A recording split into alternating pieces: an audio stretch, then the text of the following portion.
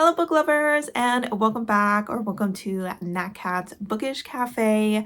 Today I am here to go through my stats and goals for 2023. Guys, so this is the final video of all my end of year content.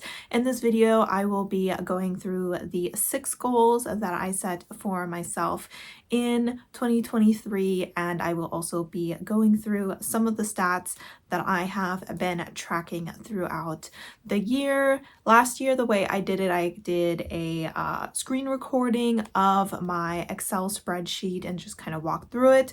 I have to be honest, the spreadsheet is a little messy, so what I'm going to do is I'm just going to take a screenshot of the graph and then I will go ahead and scooch to the side.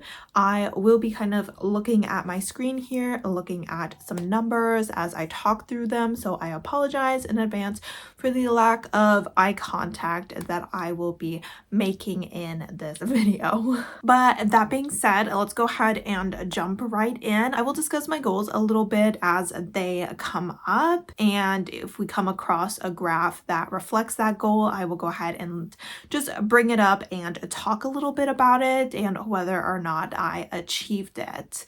So I'm just gonna scooch my little chair over here. Hopefully that gives me enough room to put my screenshots here. So just some general information. I did set a goal to read 100 books. That's kind of probably what I will continue to do. It is the goal I set for myself again here in 2024. I did achieve that goal because I read 158 books this year. As far as page numbers go, we have 30,342 pages. I do not include page counts for audiobooks. If I listen to it via audiobooks, those page counts don't get included in this number. This means that I read the book physically or via Kindle. As far as audiobook hours go, I listened to 540 hours or 540.57 hours worth of audiobooks. This does not mean that I spend that amount of time listening to books. I do listen to my audiobooks on 2 times speed, but I don't put the amount of time that I spend reading. So this is maybe not an accurate number, but it's just the way that I do it. So keep in mind that I guess hour-wise, it's technically half of this. My average rating was a 3.99. I kind of set a goal. It wasn't one of my official 6 goals, but I did want to get a 4.0 average for the year. Almost achieved that, but not quite. Off by 0.01%, which is a little bit frustrating, but I set that goal just because obviously I want to be reading a lot of books that I'm really enjoying, and having a high average rating means that I'm reading primarily books that I'm actually liking. Breaking down how many books I gave each star rating, I will say there were 3 books that I did not rate, most likely because they were a nonfiction book. I did have 8 books that I did not rate because they were DNFs. And then I had only 1 star read. I had no 1.5 star reads. I had only 1 2-star read. I had 3 2.5 star reads.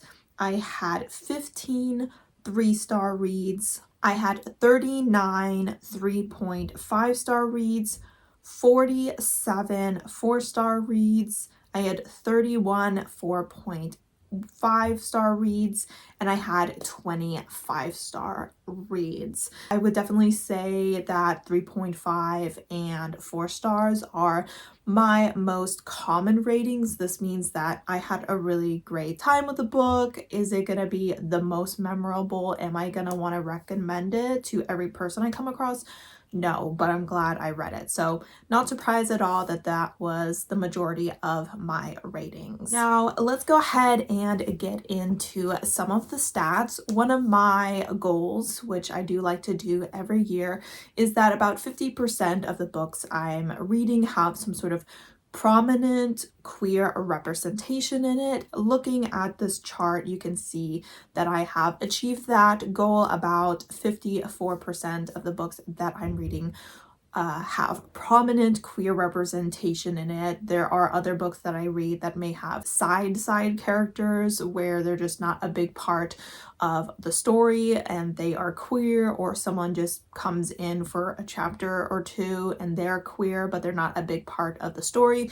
So I'm pretty sure that even more of the books that I read have at least a sprinkling of queerness in them, but these are the number of books where if someone was like, hey, you know, it's June, I want something to read for Pride Month, these are books where I would actually consider recommending them for that. So pretty happy with that, and hopefully it continues on that trend. I did want to break down a little bit specifically what kind of queer books I was reading, which you can see here. The biggest slice is the books that don't have any queer representation in it. Then you see that gay is the biggest out of all of the queer representation. That does not surprise me. I am a big fan of male or Achillean romances, so I read a total of 51 books that would have gay representation in it, and that comes to a quarter. And then the next biggest would be bisexual representation. Sometimes I have to admit I might do a little bit of guesswork, but I feel like authors usually do a relatively good job of like talking about their characters' past history and just hinting at the fact that they have dated all genders, and that's when I would include it under bisexual or pansexual. And I read a total of 27 books with that representation made known in the story. The next biggest would then be non-binary representation or trans representation. You can't really see that in the graph, but this does include both trans and non-binary characters. So that came to a little bit under 10%, and I read 19 books with that representation in it. Then we have lesbian representation, and I don't know if I should be going off of the graph because I feel like the graph is a little bit different than the numbers that I actually have here. So when it came to actually the non-binary trans representation, it was closer to 12%, and then the lesbian representation was closer to 10%, having read 16 books with that representation in it. And then the final one was ace representation. I wanted to go ahead and track that as someone who identifies as ace. I read 14 books with that representation, which was a little bit under 9%. So that is how it is looking now. I always say that I would like to read more sapphic books. I feel like oftentimes books that have lesbian representation in it, they might be more like prominent side characters rather than being the central romance. So that is something I would like to work on as I expand my reading a little bit. Next, we want to go into characters' race. And as you can see, pretty much exactly 50% of the books I read had some sort of white character. So this doesn't mean that 50% of the books I read had no racial diversity. It just means 50% of them had at least one main character who was white. Then the next biggest was Asian, which came to about a little under 30%. About 47 books that I read had Asian representation. I am a big fan of East Asian inspired fantasies or even sci-fi, so it doesn't surprise me that that's a larger portion. Next biggest would then be African American or Black characters, coming at a little over 20%. I read 33 books with that representation in it, so not too bad. Then we have Hispanic, which I read only 15 books, and it came to a little under 10% of the books that I read. I did make a goal to read more Hispanic books this year. I felt like this was one of the races that I was not reading as much, and I wanted to go ahead and increase that number, not just in characters, but also in the amount of Hispanic authors that I read from. Next, we have Native and Indigenous characters, and that came to a little under 5%. I read 7 books that included characters that were considered Indigenous, so definitely the smallest square. And I actually want to go ahead and jump right into authors races. I wasn't super happy to see this chart. I would definitely prefer only 50% of my authors to be white, and as you can see, almost 60% here were white authors. I was kind of trying to think, why is that? Because I feel like I read diversely, but I was kind of going through the series that I was reading, and I would say a lot of the series that I work on are primarily by white authors. And obviously, once you start a series by a white author, then you're going to prioritize, at least I'm going to prioritize a series, and therefore I am reading more white authors because I'm not just picking up a standalone here and there. I'm like dedicating myself to multiple books by this author. And so I was like, okay, I think I need to make sure that my series are more diverse, especially when it comes to like companion romance novels. I think I do lean still primarily to white authors and white characters within romance, especially I think like male romances are often written by white women, and so the characters are usually white. So it's just some things that I need to keep in mind. When it comes to this, I set myself a goal in 2023 to read 5 books by Indigenous authors, and I did not achieve that because I read 4, and that's not a really good feeling to set such a low goal and not be able to achieve it. So that's definitely another goal that I set myself for this upcoming year, and something I would want to get better at. I think I really just need to find a few Indigenous authors that really work for me, because I have been trying out things here and there, but I struggle a little bit with literary fiction, and I feel like literary fiction, historical fiction, poetry, nonfiction are a lot of the recommendations that I get when it comes to Indigenous literature, and those are just not genres that I read that often. So I just need to find Indigenous authors within the genres like fantasy, sci-fi, romance, and I have found a few. I just need to actually get around to reading them. So not too happy with this graph. As you can tell, Hispanic authors was also very low. I only read 5 books by Hispanic authors this year. I set myself a goal this year to read some more Hispanic authors because that didn't work out too well.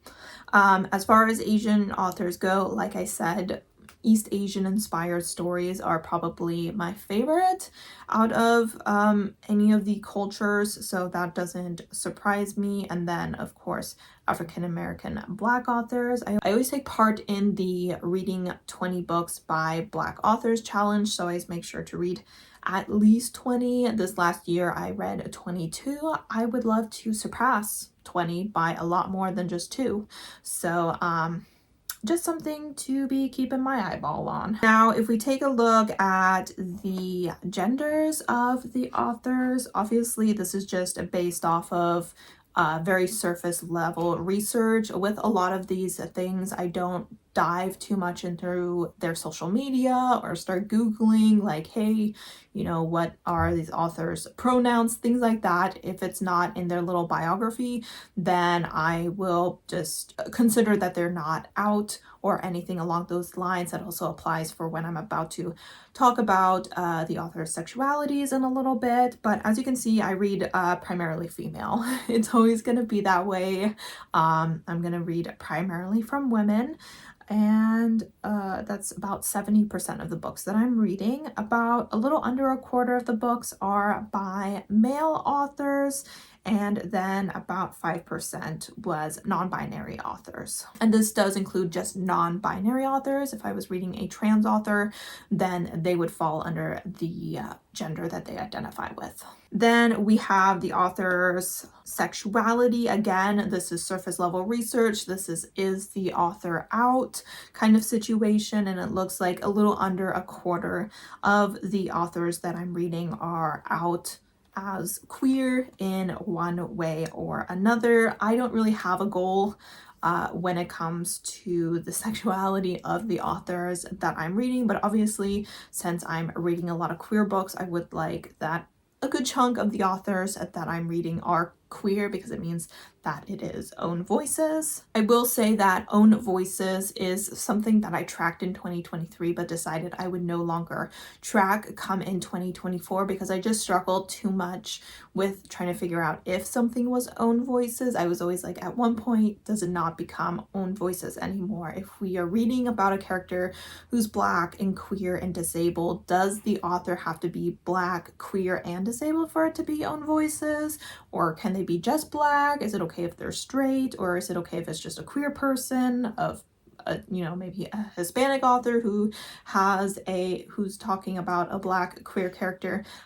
I was always kind of on the edge about that, so I decided I would no longer track that in my statistics. But while I was tracking it this year, it came to a little over 30%, but I would not put too much stock into that statistic, because I was guessing when I made it. All right, so let's jump into the book types. Real simple graph here. Was it fiction? Was it nonfiction? I made myself a goal to read 6 nonfiction, and I didn't. I only read 5. So I think nonfiction is something I always really want to read, but I never prioritize it, and I always see it as something that takes away time from my fiction reads, and I really would love to read more nonfiction, but it is for me a much slower process. I did set myself a goal of 6 nonfiction again. I don't know how that's gonna go, to be honest. If I don't achieve it this year, I think I probably won't set that goal for myself. I'll just have to realize that I'm the kind of person who maybe only picks up 1, 2, 3 nonfictions a year instead of 6, and that's totally okay. I know I always will continue to pick up nonfiction because there's so many that call out to me, but at the end of the day, I just have to realize I'm a fiction girly. All right, up next we have the format in which I read these books, and I don't really split up if I read the book via paper book or via ebook. I just kind of smush those two together, but as you can see, I do read primarily physical reads, despite the fact that I feel like I read a ton of audiobooks this year, and I've definitely become more of an audio person in like the last 2-3 years. I do still want to be a primarily physical book reader, so that is totally fine with me. 97 books that I read were read physically, and 59 were read via audiobook. There were a couple books where, and I think it might have only been like 2-3 books where I read them with an audiobook as well as physically read them.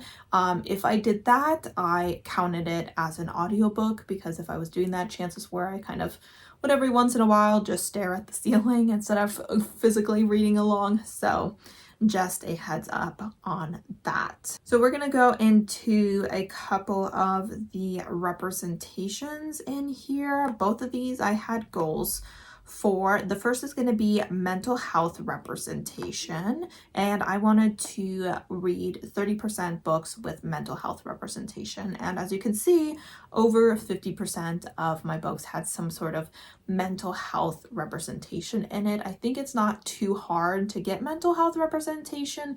You know, people experience grief, they have depression, they have anxiety, all those things, especially if you read a lot of queer books, if you read a lot of coming of age stories, especially when it comes to romances. I always enjoy when my romances have a little bit of hurt in them, like our characters are going through something a little bit rough and they're growing and becoming better people, or finding a happy place with their partner. That's something I like, so it doesn't surprise me that I have so much mental health representation in my reading. I decided not to make this a goal anymore, because the year before I also tracked this, and once again it was well over 30%, so I feel I don't have to make a goal about it, because I've gotten into the habit of just picking up a lot of books with it in it. On the other hand, physical disability or even mental disabilities such as autism or ADHD or dyslexia, things like that, I also wanted to read 30%, but it only came to about 20% of the books that I read. I will say that I changed the goal a little bit this year to make it easier for myself, where I said I need to read 30 books with disability representation. This last year I read 32 books with disability representation in it. So I think that is an achievable goal. But if I'm being honest with myself, considering if I am reading like 150 books a year, I don't think that I will ever really achieve that 30%, just because the amount of books that I come across with disability is not as abundant as, you know, mental health representation or no kind of a disability representation in it. So still tracking that for sure to make sure that I am looking out for those books and reading them.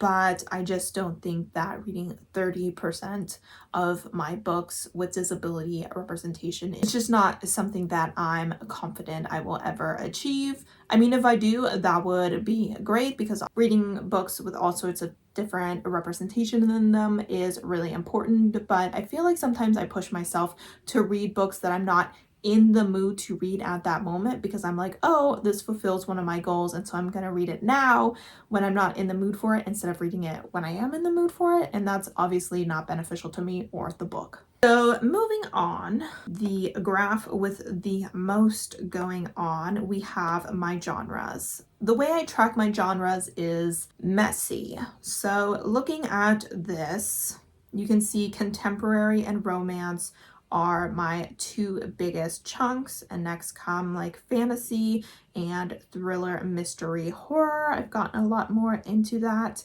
When I mark if a book is a genre, I mark every single genre that could apply to it. So if we were, say, talking about Stalking Jack the Ripper by Carrie Maniscalco, then I would be placing that as a historical. I would be placing that as a romance. I would be placing that as a horror, mystery, thriller as well. So it falls under a lot of different categories. So this is just showing the percentage of books that any one genre applied to. So we had 83 books that included romance. We had 31 books that included historical fiction, 71 books that included contemporary, 40 books that included thriller, mystery, horror. Then we only had 7 books that I considered literary fiction, 49 books that were fantasy, 30 books that were sci-fi. These two tiny little slivers that are kind of bracketing paranormal and graphic novels are classics and poetry, which I only read one of each of those. And I actually think I took those out of my spreadsheet because I just hardly ever read those genres, that I'm not even gonna really track it or anything. And then we had 25 books that were considered paranormal, as well as 11 books that were graphic novels. Graphic novels isn't really a genre or anything, but I just included that. I did do subgenres for romance, and as you can see, most of them were contemporary romance, which does not surprise me. Second biggest is fantasy, also does not surprise me. Then we have historical, sci-fi, and paranormal for that. So we had 41 contemporary romances, 25 fantasy romances, 12 historical romances, 8 sci-fi dystopian romances, and 6 paranormal romances. With those subgenres, I usually tried to select just one, even though multiple could apply, but there may have been a few books where I said, yes, it's a fantasy, but it's also a historical. So that's just how my brain works, and that's the way I'd be doing things. Let's take a look at the age groups. Surprise, surprise, I read primarily adult books. It's probably gonna stay that way. I do read mostly adult books because I am an adult, And the second biggest was YA. I will say I've moved away from certain types of YA, a bit more contemporary YA and like fantasy YA. I don't really lean towards as much, but I will say that I really enjoy YA horror, thriller, mysteries, and so I'm gonna continue to check those out. Then we have middle grades. I have gotten more into middle grade, and I definitely have a few that I would like to check out. I think that they can be really well done. I know a lot of adults who really read a lot of middle grade and really enjoy it, and it seems like I'm becoming one of those. Am I gonna read a lot? No. Then we have new adult. I'm kind of going back and forth if I want to keep this because I feel like new adult was a thing, but I don't hear people talk about it that much. I feel like new adult would apply mostly to romance that is set in college. I don't know what's considered a new adult novel, so there's possibly some books that I put as adult that are new adult, or maybe even some YA books that would be considered new adult. But as far as this goes, I put 5 books where I was like, yeah, I would consider that new adult. And then 39 YA books. I had 9 middle grades and then 105 adult books. All right, so series statistics, or just basic series statistics. If you want to see more about my series, I did do a separate video on that, so you can go ahead and check that up above as well as down below. But here you can just kind of see which books were standalones, which books were series, as well as which ones were companions. As you can see, I focused primarily on series. It's almost 50%, about 45% of what I'm reading, which is great. Do I track if it's the first book in a series or a continuation? No, I don't.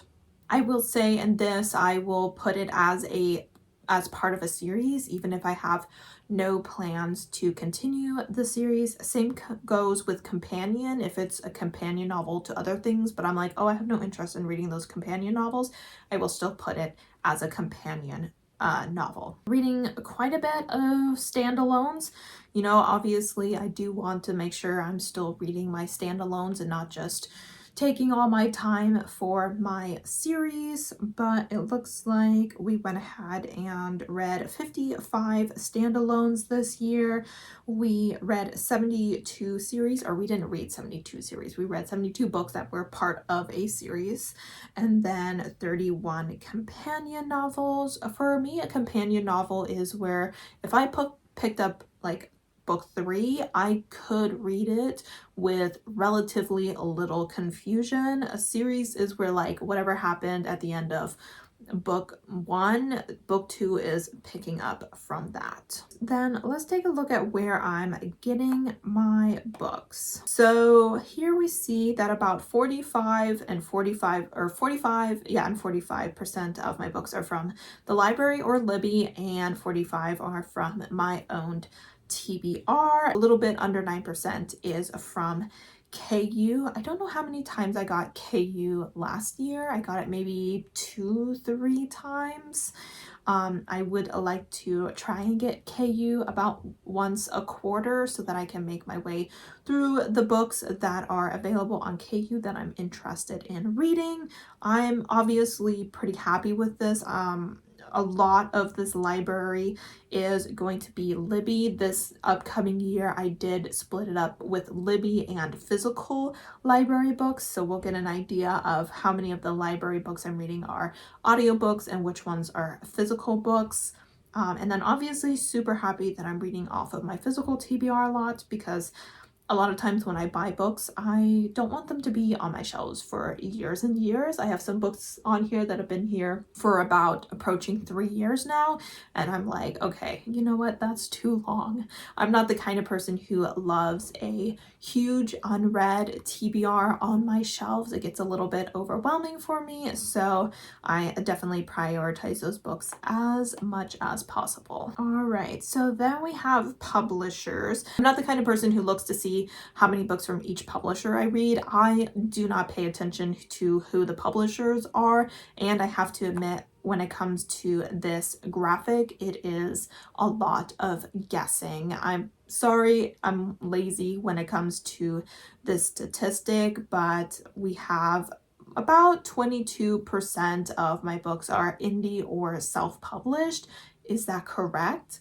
I don't know. I kind of figure that if a book is being sold in like Barnes and Noble, that it's not indie published, but I don't know anything about publishing, guys. I don't know who the big publishing companies are. I don't know what makes it traditional and what makes it indie. Maybe this is something that I shouldn't really track, but I am someone who would like to try and read a bit more from small authors so that I can support them. So this is something I'm going to keep an eye on. Is it the most accurate? Probably not. But as you can see, I am reading primarily traditionally published. I think especially because I read a lot of audiobooks, and most of those that are available through my library are going to be traditionally published. But yeah, I don't really have much else to say on that. All right, up next we have my rereads. I don't reread a lot of books. I am trying to reread a bit more. One of the great things about owning the books you love is that you can actually reread them. So I'm attempting to do that a bit more. Here in the last year, I went ahead and reread 14 books, and so that came to a little under 9% of the books that I was reading was books I already read. But for the most part, I am still reading primarily first time reads. Then let's look at translated. As you can see, just over 8% of the books that I'm reading are translated literature. I did make myself a new goal revolving around that. I think it was to read 25 translated books in this upcoming year. I set that number at higher than what I read this year, which was only 13 books, because I knew that I wanted to go in and read the Tokyo Ghoul series, which came to about 14 books. So I wanted to read more books on top of, so I wanted to make sure that I didn't say, hey, I want to read 15 translated works and then read 14 volumes of Tokyo Ghoul and then achieve the goal easy peasy.